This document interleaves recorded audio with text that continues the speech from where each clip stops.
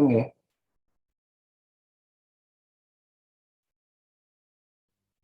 Malah Kak. Suara saya aman ya, Mas? Aman ya? Ini udah selesai di kelas sebelah. Atau Udah. parah ya? Malam.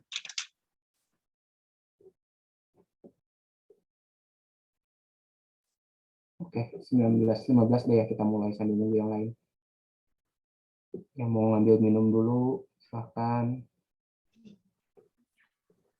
Makan dulu, silahkan.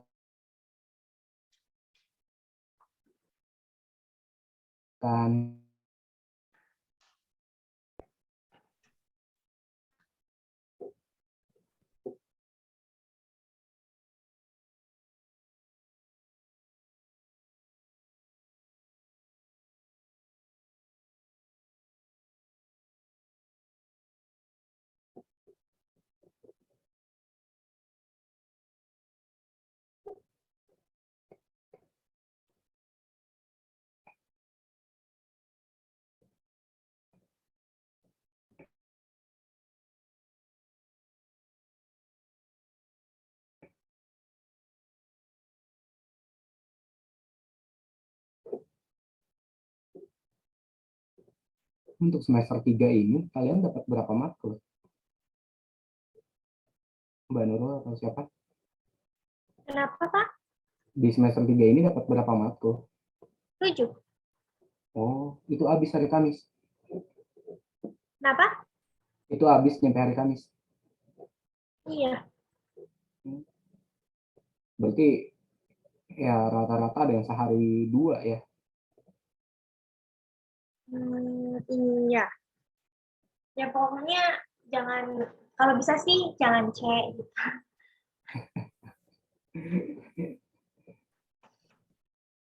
Nah,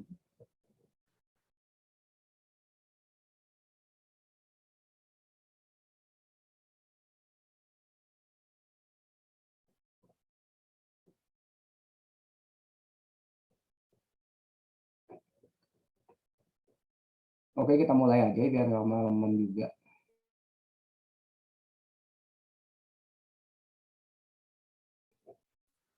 Iya tadi Kak Aldi Udah, di baik, belum nyampe rumah. Kak Aldi tadi di jalan belum nyampe rumah. Oke, apa-apa.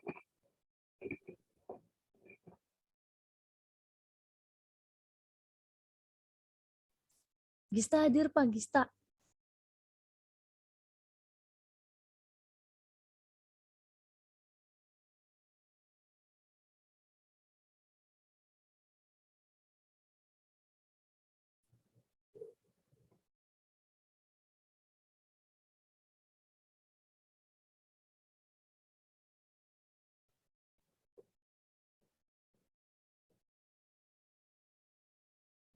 Halo, udah aman belum ya suara saya? Bisa Pak? Aman ya? Soalnya tadi kayaknya sempat terputus-putus. Aman. Iya, bener putus-putus makanya tadi Nurul nggak dengar. Ya emang wifi udah kurang lebih seminggu lah udah nggak beres. Oke, gimana kita mulai aja yang lain? Mulai aja Pak. Oke, Mulai Pak, mulai Pak. oke ya. Assalamualaikum warahmatullahi wabarakatuh. Waalaikumsalam warahmatullahi wabarakatuh. Oke, kita masuk ke pertemuan ke-5 ya. Harusnya sih udah ke-6. Jadi kita punya utang kelas 2 ya yang sekarang udah terbayar. Jadi sisa yang 1 ya. Tapi nggak apa-apa, nanti aja seiring berjalannya waktu. Nanti UTS-nya juga mungkin saya akan kasih di minggu depan ya. Biarpun belum pertemuan 8. Karena UTS-nya nanti membuat sebuah makalah lah, dokumen. Terus nanti bikin PPT-nya juga, nanti dipresentasikan di minggu depannya. Oke. Jadi di pertemuan kelima ini kita akan membahas tentang requirement engineering. Nah, requirement engineering ini termasuk dari bagian dari software engineering ya. di tahap ini tuh kita melakukan ya kayak requirement gathering lah untuk mendapatkan sebuah requirement dari user atau klien secara garis besar gitu. Oke, ada sedikit anekdot. Kalau kita lihat di sini ya, yang pertama ini sebagai software engineer-nya atau yang melakukan desain lah di sini. Nah, dia pertama bilang nih, yang requirement analysnya ini, yang sebagai software engineer ini bilang ke user atau klien, I need to know your requirements before I start to design the software. Nah, dia tuh pengen tahu nih requirement-nya apa nih di klien. Nah, terus pertama kali nih dia tanya, apa sih yang mau dicapai oleh si klien ini. Nah, klien cuma ngomong di sini, ya saya cuma pengen saya pengen kamu mendesain software saya gitu. Saya ingin membuat software lah, intinya dia cuma bilang kayak gitu. Nah, akhirnya ya si software engineer ini ya dia nanya balik kan. Sementara software yang mau di software itu apa yang mau dicapai, modulnya apa aja, fungsionalnya apa aja. Nah, balik lagi si user bilang, saya nggak tahu apa yang akan saya capai sebelum kamu ngasih tahu softwarenya bisa apa aja gitu kan. Jadi dia masih bersikeras nih, ya saya juga nggak tahu apa yang mau saya capai, orang saya nggak tahu softwarenya seperti apa, sedangkan harusnya itu pembuatan software itu ya datangnya dari kebutuhan si user ini kan. Nah, akhirnya di sini ya dia harus, intinya dia harus memahami lah konsepnya gitu. Nah, dia sedikit kesal bilang fix goal gitu. Dia disuruh mikir, ya karena the software can do whatever I design it to do. Ya karena software itu bisa melakukan apa aja sesuai dengan apa yang saya desain. Jadi yang intinya itu requirement-nya apa dulu gitu. Tapi si kliennya ini ya masih bersikeras, dia maunya ada software-nya dulu, tahu ngapain aja tuh software, baru dia tahu kebutuhan dia apa. Ya udah kan, dia akhirnya ya dua-duanya si dia kesel cukup lama ya mungkin di sini. Nah, balik lagi dia ke sini. Can you design it to tell you my requirement? Nah, kenapa si software engineer ini yang disuruh kasih tahu requirement dia gitu. Nah, dari sini si anekdotnya itu kesalahan yang sering terjadi pada software engineering. Klien tuh nggak tahu apa yang dia mau buat, apa kebutuhannya.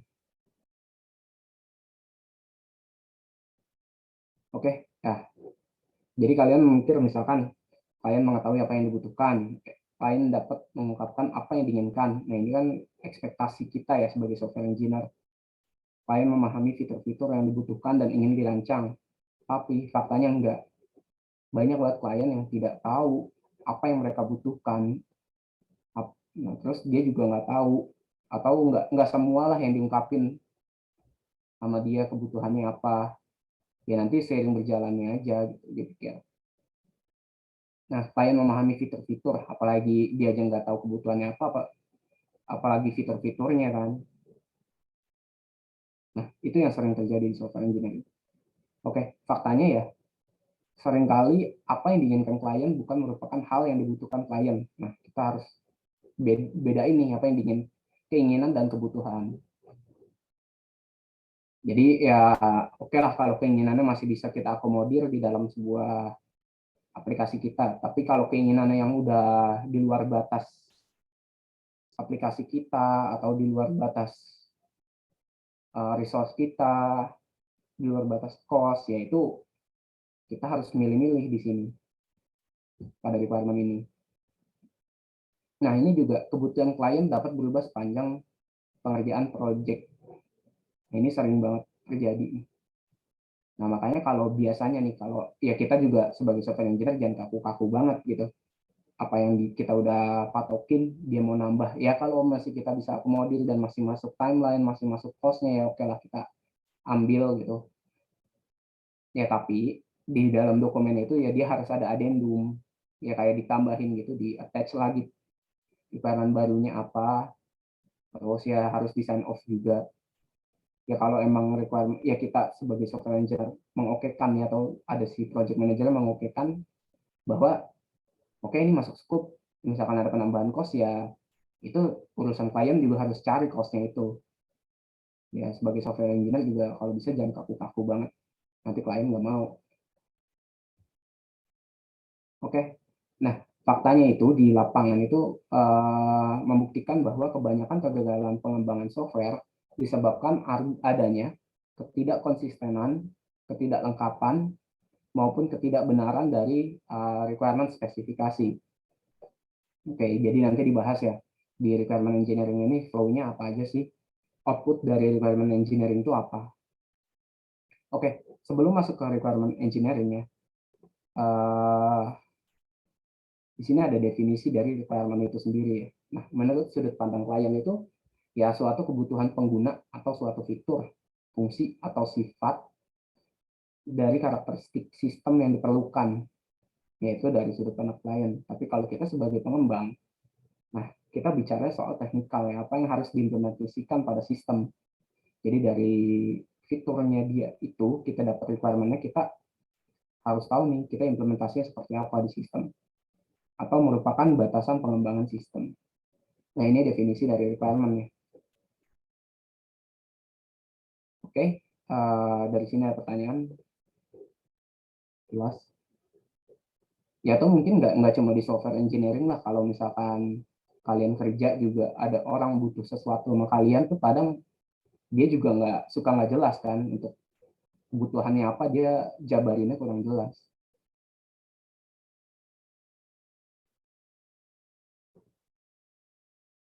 Nah, ini tipe dari requirement itu ada dua.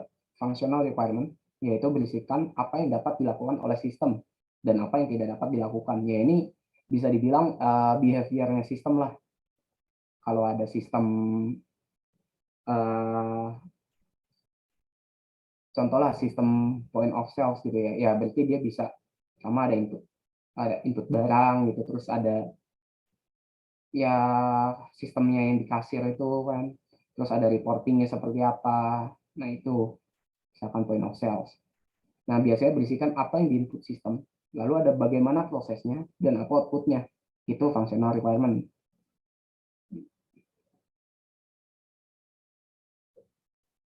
Ya, contoh lagi nih kayak aplikasi penjualan gitu. Ya, kita ada entry nota, seperti itu kan termasuk fungsional kita tuh. Lalu ada retur misalkan, nah itu juga termasuk fungsional kita.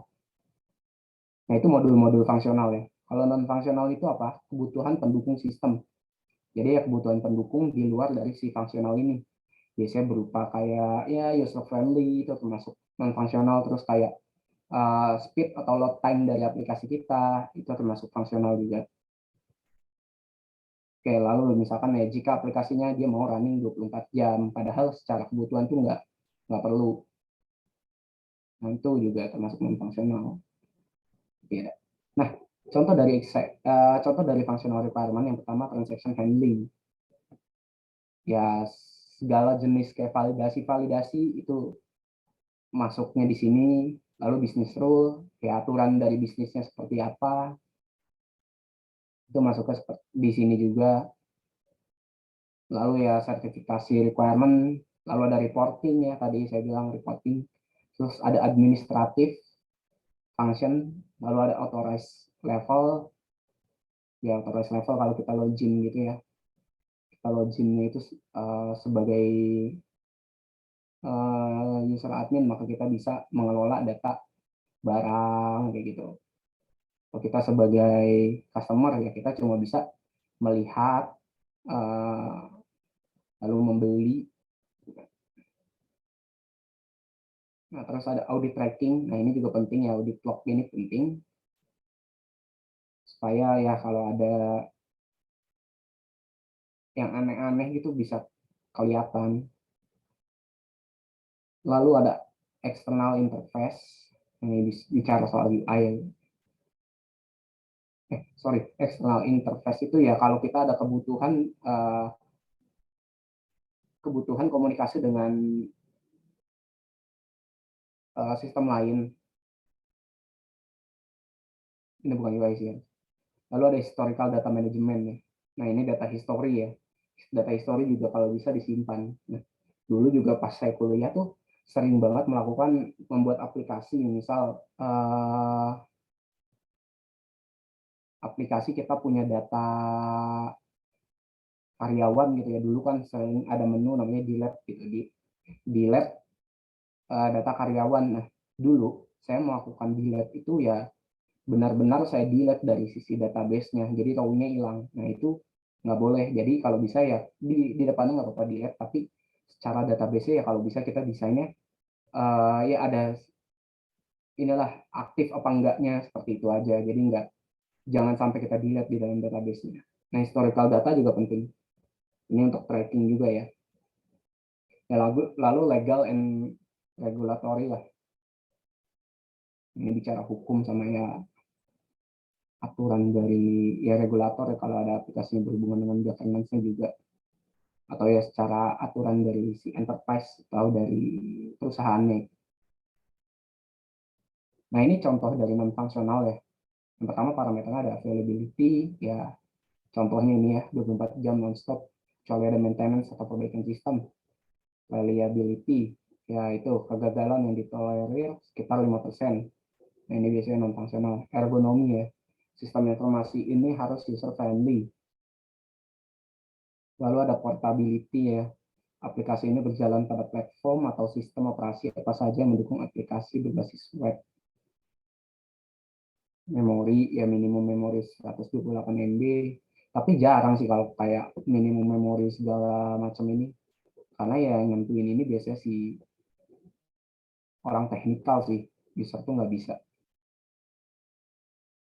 Lalu ada response time, ini oke, tidak lebih dari 3 detik. Lalu ada safety, menggunakan SSL dengan sertifikasi. Lalu ada security, login, manajemen user, dan validasi data sangat penting. Nah, ini contohnya. Ada pertanyaan nggak dari fungsional dan non-fungsional ini?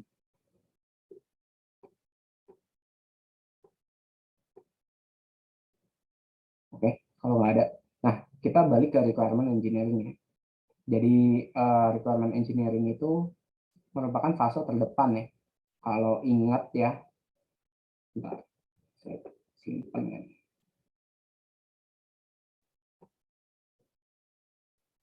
Wait, wait.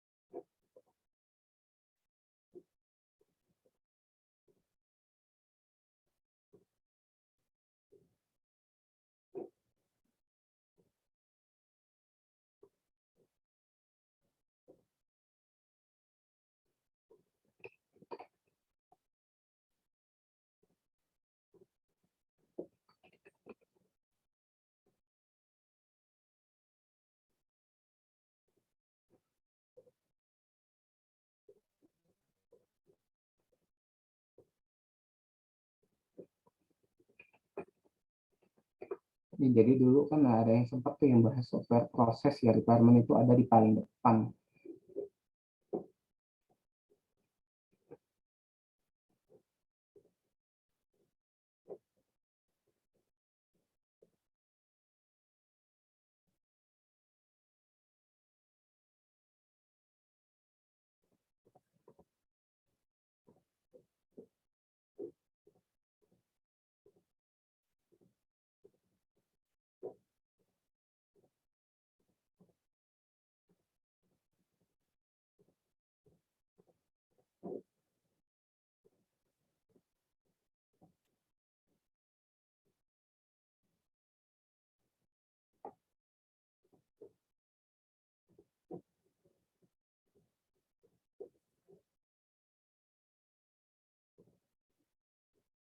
Nah, ini ya kemarin kalau kita ingat ya di depan itu ada tahap requirement-nya. Jadi requirement engineering ini adanya di tahap paling depan, di mana kita di sini komunikasi dengan user, stakeholder, membicarakan soal kebutuhannya apa saja, apa yang bisa diakomodir, apa yang tidak. Nah itu.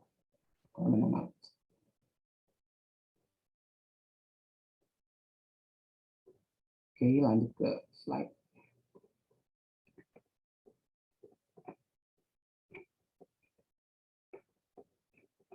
Udah balik ke slide kan ya? Oke, requirement engineering merupakan fase terdepan dari proses software engineering, di mana software requirement, kebutuhan dari user ya, dan customer dikumpulkan, dipahami, dan ditetapkan. Ditetapkan ini harus garis bawah ini. Ya di sini dia ya melakukan approval juga ya, jadi di sini usernya udah ya semuanya udah saling setuju lah, stakeholder dan kitanya. Nah, lalu ini prosesnya memperoleh kebutuhan dan keinginan klien dan mengembangkannya menjadi persyaratan terperinci. Jadi outputnya itu yaitu persyaratan terperinci ya, atau biasa disebut software requirement spesifikasi, yang disepakati yang dapat berfungsi sebagai dasar untuk kegiatan pengembangan selanjutnya. Itu fungsi dari requirement engineering.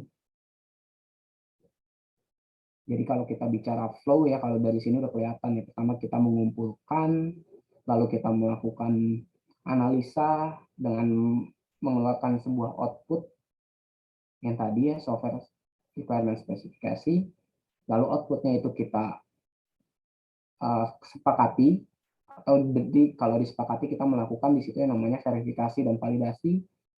Ya lalu setelah melakukan verifikasi dan validasi udah oke ya, maka akan menjadi dasar untuk kegiatan pengembangan selanjutnya. Di mana yang namanya menjadi dasar, kita harus manage itu ya, supaya nggak keluar jalur atau tidak ada yang kurang. Jadi kalau dari sini sebenarnya udah kelihatan nih, bahkan akan ada 4 tahap dalam requirement engineering. Oke, ini 4 tahapnya ya. Proses dari requirement engineering yang pertama requirement elicitation, yaitu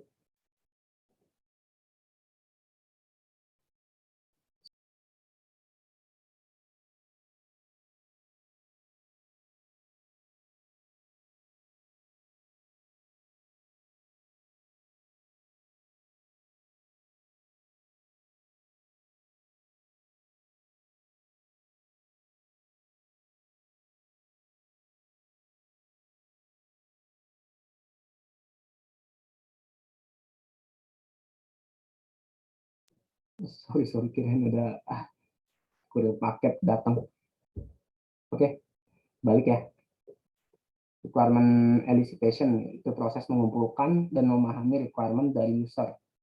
Jadi di sini tuh kita berdampingan nih dengan user, kita nempel lah istilahnya. Kadang masalah yang muncul itu di sini tuh ada yang namanya gap knowledge ya, karena bahasa dari user atau bahasa dari bisnis dengan bahasa kita sebagai orang teknikal itu berbeda. Maka biasanya di dalam requirement spesifikasi desain ini ada yang namanya glossary. Jadi di situ ya kayak kamusnya, apa yang dimaksud user, ini yang dimaksud dengan teknikal. Seperti itu. Biasanya ada yang namanya seperti glossary kayak gitu sih.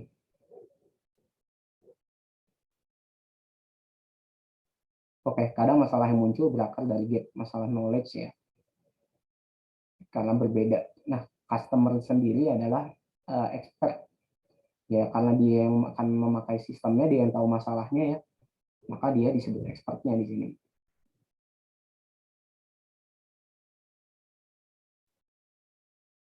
Nah, tapi di lain pihak kadang si user ini nggak tahu juga kadang problemnya apa, maka ya nanti kita harus menggali itu dengan menggunakan teknik. Nanti ada teknik requirement elicitasi. Lalu ada requirement spesifikasi. Nah, setelah di requirement elicitasi kita udah mendapatkan masalah gitu, masalahnya udah berhasil dipahami, lalu engineer akan mendeskripsikannya dalam bentuk dokumen. Jadi di sini kita membuat dokumen Oke, di isi dokumennya itu berisi tentang fitur dan fungsi yang diinginkan oleh customer. Ya, salah satu contohnya tadi ada fungsional, misalkan ada non fungsional ya juga ditaruh di situ. Nah, di sini juga kita tidak membahas metode metode pengembangannya, itu nggak dibahas. Lalu di sini tuh IEEE mengeluarkan standar dokumen spesifikasi requirement. Ya, ini nanti dicari di Google harusnya ada. Nah, biasanya tuh berisi apa sih spesifikasi requirement ini? Ya biasanya berisi ada functional requirement. Ya kalau ada performance requirement itu termasuk non fungsional. Lalu ada tujuan, lalu ada scope. Scope juga masuknya ke sini ya. Scope ada di sini, modul-modulnya apa aja juga ada di sini. Lalu setelah ASRAS ini kita sebut ASRAS ya, software requirement spesifikasi jadi, maka dokumen ini tuh dilakukan verifikasi dan validasi. Jadi yang verifikasi dan validasi ini siapa? Pertama ada user, lalu ada QA, quality assurance atau tester. Mereka yang verifikasi dan validasi dari requirement-requirement-nya. Nah, validasi itu memastikan bahwa requirement yang tertulis itu benar. Lalu verifikasinya itu memastikan bahwa requirement yang sudah ditulis benar dan lengkap.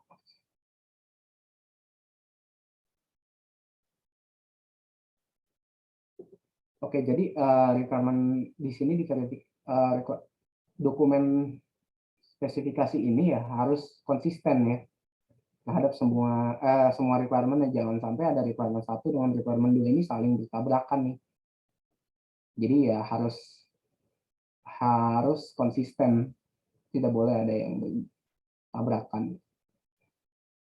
Nah, requirement itu juga harus komplit dan requirement-nya itu harus achievable atau kita bisa kita terapin lah, bisa kita akomodir. Makanya kita di sana mengajak orang teknikal biasanya, ada juga ya QA-nya juga. Bisa di requirement ini juga ada analisa tentang integrasinya juga sih.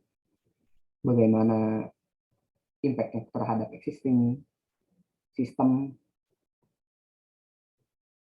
Nah, setelah diverifikasi dan validasi, maka tadi dibilang bahwa requirement spesifikasi ini akan menjadi dasar untuk pengembangan selanjutnya. Maka setelah menjadi dasar, ya kita harus melakukan requirement management. Yaitu di sini menganalisa, mendokumentasikan, melacak, lalu ada memprioritaskan dan menyetujui persyaratan, dan mengendalikan komunikasi kepada stakeholder. Nah, jadi di sini juga memanage ya jika ada perubahan requirement. Ini di manage di sini. Kita melihat impact-nya apa. Kalau ada requirement yang berubah atau ada penambahan requirement, kita lihat impact-nya di sini apa. Oke, jadi ini requirement elicitation, yaitu proses mengumpulkan dan memahami requirement dari user. Ini kadang masalah yang muncul berakar dari gap masalah knowledge domain, perbedaan disiplin ilmu yang dimiliki. Ya kayak bahasa dari tadi ya, bahasa dari orang bisnis dengan bahasa orang teknikal itu beda. Maka perlu adanya glossary. Oke, saya izin minum dulu sebentar ya.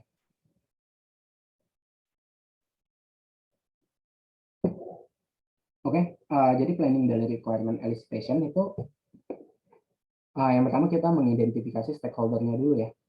Siapa sih yang mau kita ajak bicara? Itu di sini kita identifikasi.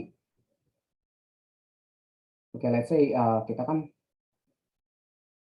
user yang datang ke kita itu kadang bukan user yang nantinya akan menggunakan sistem kita. Kita juga kadang harus menggali lagi ke dalam si orang yang akan memakai sistem atau aplikasi kita.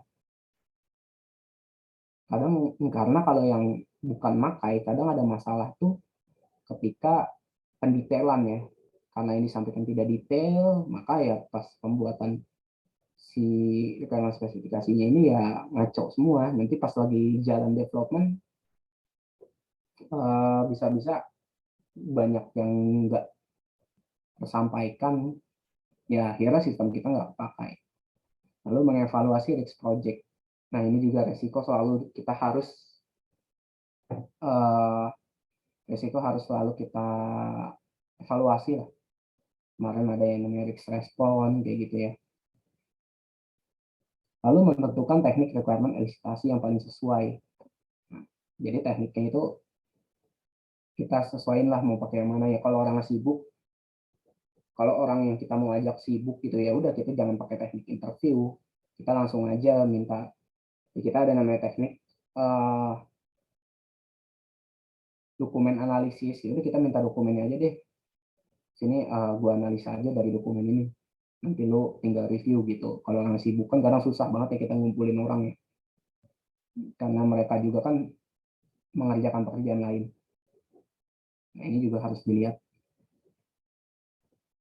Nah, ini ada requirement elicitation teknik yang pertama brainstorming ya. Brainstorming itu metode untuk menginspirasi pemecah masalah secara kreatif. Jadi dari brainstorming ini ya kayak kita dikumpulkan, kita mengeluarkan ide-ide dari kita tanpa adanya kritik biasanya. Jadi ya ide apa aja dulu kita tampung semua, nanti baru kita review lagi ide-idenya. Nah, jadi ini tuh kayak menginspirasi pemecah masalah secara kreatif dengan mendorong anggota kelompok untuk mengeluarkan ide. Nah, itu tadi sambil menahan kritik atau penilaian. Jadi ini ya sering banget dilakukan sih di lapangan. Ya lalu ada interview. Ya, interview ini kita ya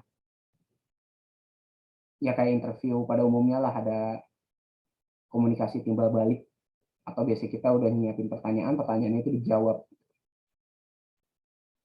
Lalu ada dokumen analisis, yang ini yang tadi saya bilang, ya kita melihat dari dokumen SIS-nya dia apa aja. Ya, let's say kayak penjualan tadi ya, dokumen existing-nya kan ada kayak faktur, misalkan nota, terus ada ya retur, terus aja sih biasanya penjualan itu. Ya misalkan ada list barang, nah itu juga kan kita bisa lihat dari situ, itu kita bisa analisa sebagai, oh ini dengan adanya dokumen-dokumen ini berarti requirement-nya loh, ini functional requirement-nya loh.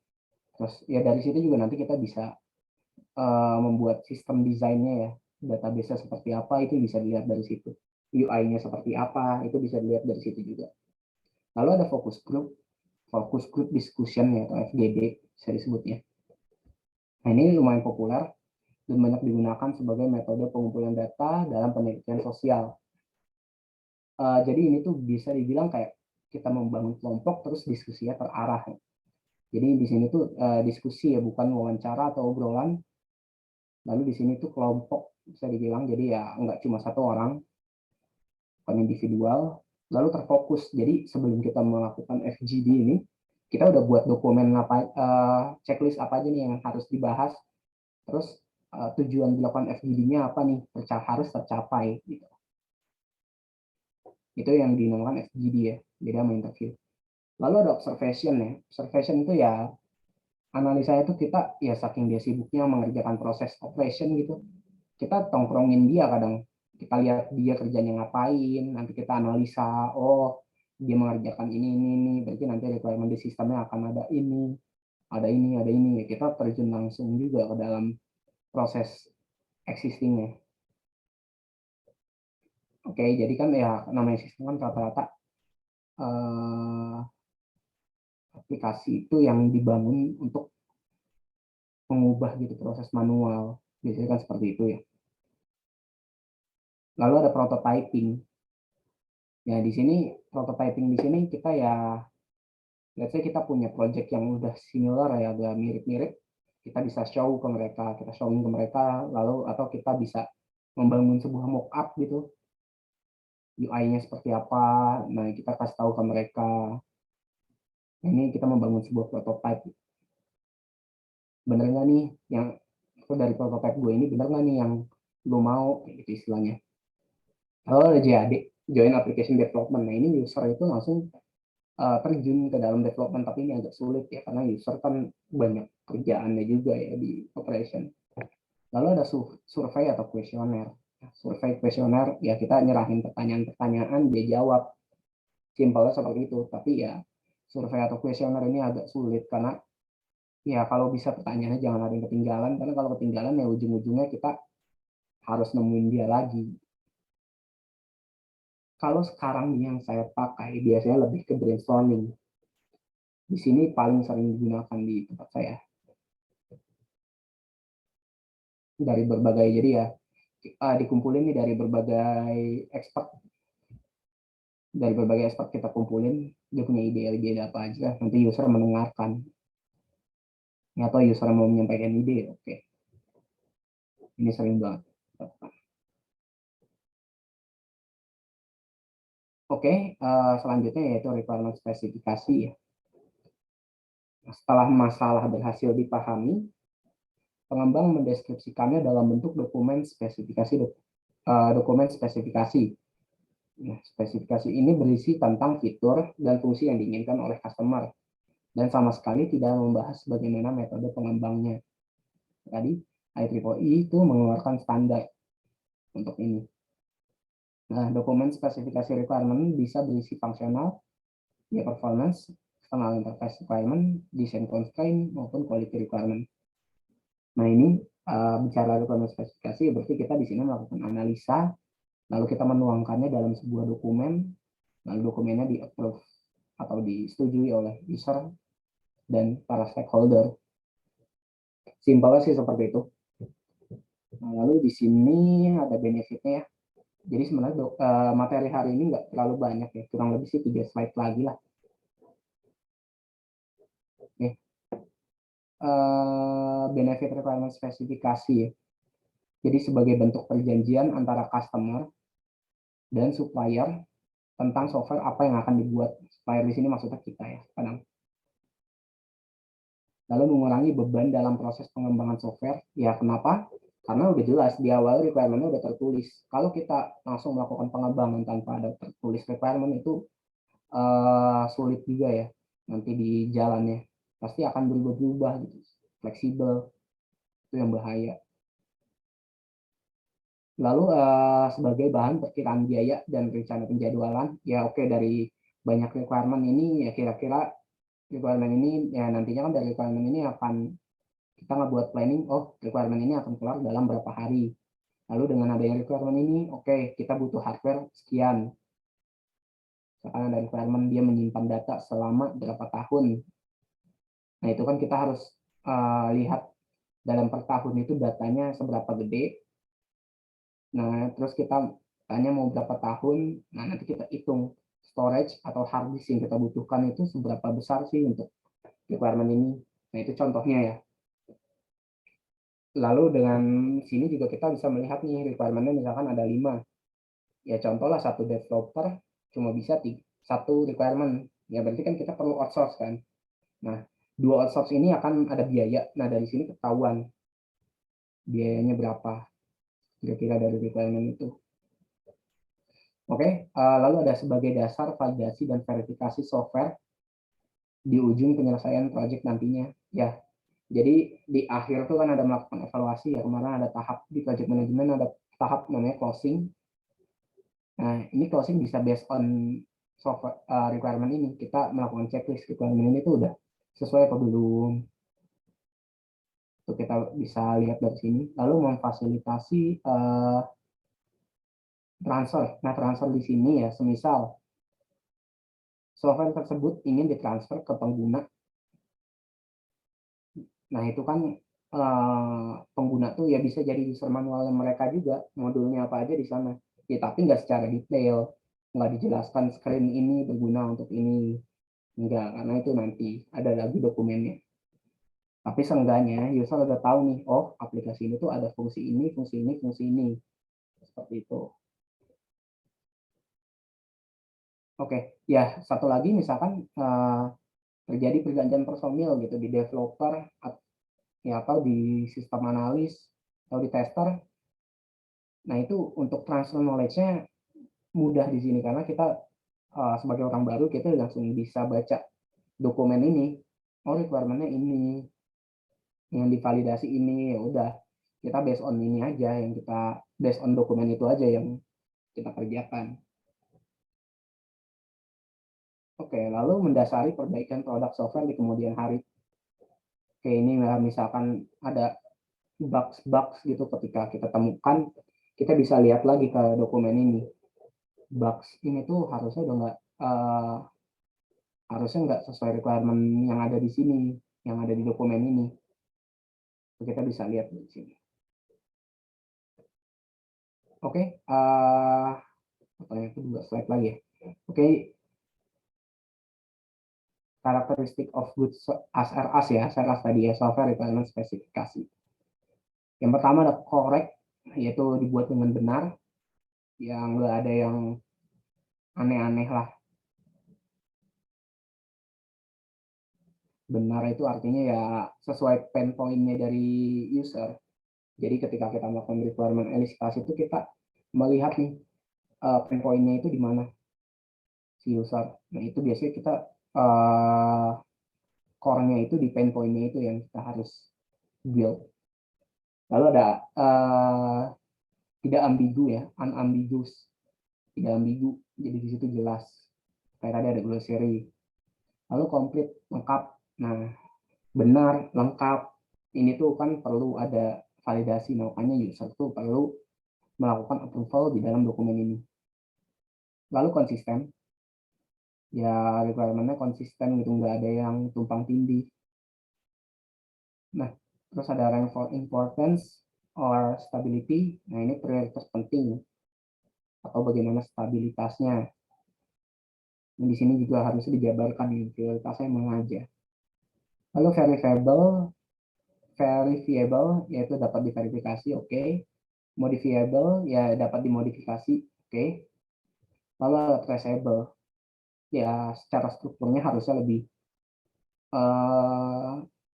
harusnya nggak berantakan sih. Terus traceable tuh misal ada perubahan dokumen itu versioningnya harus kita tulis. Jadi misalkan versi pertama versi 1 ya nanti ada perubahan nih di tahap ketika berjalan ada penambahan atau ada perubahan requirement itu kita buat lagi kita ubah versionnya jadi version 2 lalu dijelaskan itu secara summary version 2 ini apa perubahannya itu harus ada tanggal berapa dilakukan siapa yang melakukan requestnya dari siapa terus yang sign off siapa itu perlu ada trace itu harus traceable ya harus bisa dilacak itu ya sebagai tanggung jawab sih tanggung jawab dari semua pihak agar tidak ada salah-salahan loh. Makanya kadang kalau kita melakukan requirement analisis gitu, kadang kan user itu ketika meeting dia menyampaikan gitu ya, menyampaikan requirement dia, terus requirement itu ketika development nggak kebawa. Nah, karena dia menyampaikannya via meeting, tidak ada tertulis, nah belum lagi si pas meeting itu si fasilitator nggak membuat notulen atau MOM, minute of meetings. Nah itu uh, yang salah tuh kita sebagai orang software engineering karena kita nggak mencatat secara tertulis. Oke, seperti itu sih. Jadi ya kalau bisa apapun harus secara tertulis. Jangan secara by omongan. Oke. Sebenarnya untuk materi hari ini cuma ini itu ya. Tapi nanti UTS-nya sih dari sini ya. Mungkin akan membuat sebuah dokumen requirement spesifikasi. Nanti coba dicari aja di Google. Tadi saya udah coba cari banyak sih. Nanti saya kasih contohnya aja mungkin dari kampus lain. Tapi nggak perlu sebanyak itu. Nanti poin-poin yang harus kalian isi apa aja nanti saya kasih. Tapi mungkin dari sekarang kalian harus cari ya project apa yang akan kalian bawa. Ya tadi kayak sistem informasi penjualan atau mau bikin e-commerce silakan atau ya yang sekarang lah yang lagi hype-hype tentang machine learning ya silakan. Nanti mungkin ditentukan itu dulu.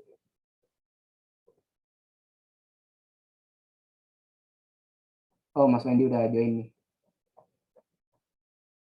Udah Pak, dari tadi juga. Baru enggak saya. Iya, nggak ini takut keganggu, nggak apa-apa. Oke. Ya paling dari sekarang udah disiapin dulu ya. Mau tentang apa yang mau dibuat.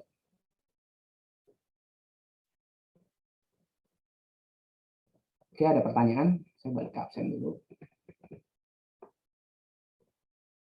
Kita masih ada satu pertemuan lagi ya harusnya.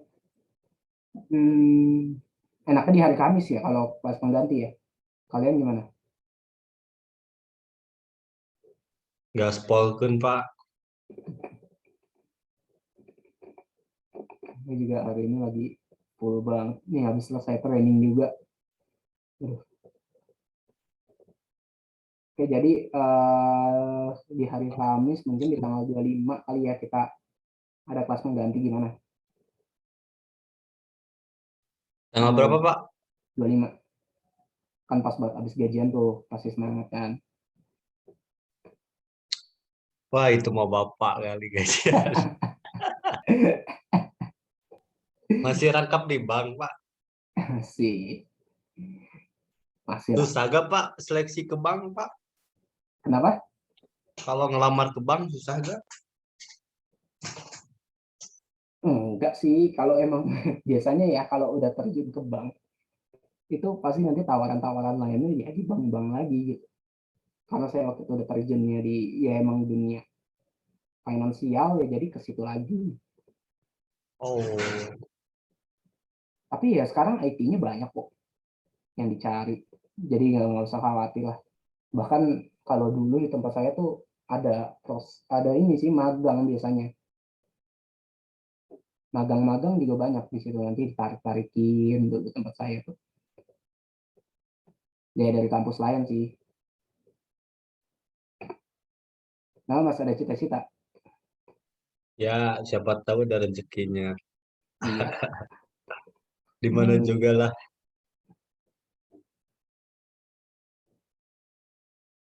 ya di mana aja lah sekarang mah. IT mah gajinya nggak beda jauh kok. Ya Pak, siapa tahu di DPR. Min. Oke, kalau nggak ada pertanyaan nggak kira-kira? Atau Cukup mau jelas ngobrol-ngobrol? Pak. Kita nggak bakal ada tatap muka ya berarti ya? Atau udah ada sounding belum sih dari kampus? Belum Pak, belum ada kabar-kabar. Ya kalau saya sih juga belum dapat sih. Nggak tahu yang kelas reguler. Tatap muka rencananya sih semester depan, semester 4. Oh, oke. Tapi kayaknya reguler deh. Kalau karyawan kan nggak tahu. Tapi sebenarnya kalian pengen tatap muka atau sebenarnya enakan online? Online lah Pak. Online lah, pasti online sih. Pasti online lah, saya capek di jalan. Kalau itu capek di jalan paling kayak Kalau karyawan enak fleksibel, Pak. enak apa? Fleksibel jadi eh, ada waktunya itu enak di online, ada waktunya juga enak di tatap muka, Pak. Kayak Oh iya misalkan benar. kalau ada yang materi yang susah-susah gitu kan, itu berarti kan harus tetap muka, Pak. Kalau emang susah gitu.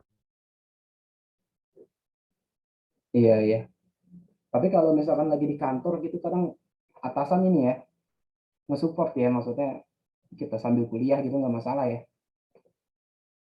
Kan kita mulai jam 5 tuh kadang kan beberapa pekerjaan ya kayak Mas Wendy aja sering banget di kantor tuh. Luar biasa ya Mas Wendy. Itu nggak pernah dapat komplain tuh Mas Wendy gimana? Halo, putuskah suaranya? Iya Pak. Gimana, Pak? Iya, atasan gitu kadang nggak ada yang komplain gitu ya. Ketika ya jam 5 kan kadang kita juga masih kerja gitu kan. Tapi kita join ke kuliah.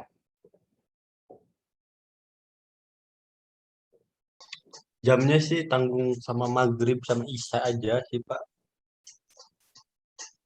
Iya,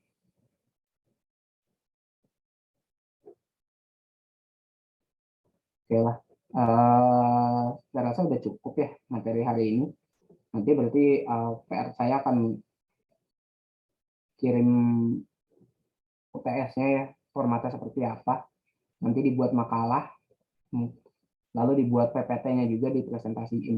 Ini individual ya, nggak kelompok. Kalau kelompok, ya boleh sih kelompok, tapi nilainya nanti dibagi dua.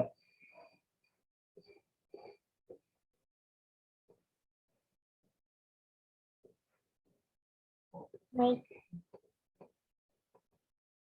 Oke, kalau nggak ada saya akhiri. Silakan yang mau keluar, silakan yang mau stay juga.